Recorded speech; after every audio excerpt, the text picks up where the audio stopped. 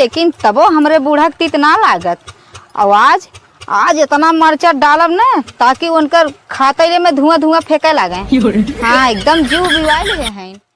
कहीं रोज मुर्गा कहीं मलीदा लइहे कहीं तीत ना आज चलते सब्जिए बनाई, मटर गोभी की सब्जी बनाई। और इतना नहीं हमार मर्दाना दूसरे के चक्कर में पड़ गया जानू। लड़की उड़ी के ना है तोहरे नहीं भाई नहीं हम अब कुछ फायदा वायदा नहीं करे बाटी जानू। हमार बात माना है, इकुल काम बंद करा, हमरे घर ही लग जा। बल्कि तू का करब तू अपने आदमी के साथ हमारे बियाह करे बुका। अरे राम रे नहीं ना रखब के जाने हमरे आदमी फसैले नहीं ऐसे ही झाड़ू पोछा करे भी काट रहा नहीं।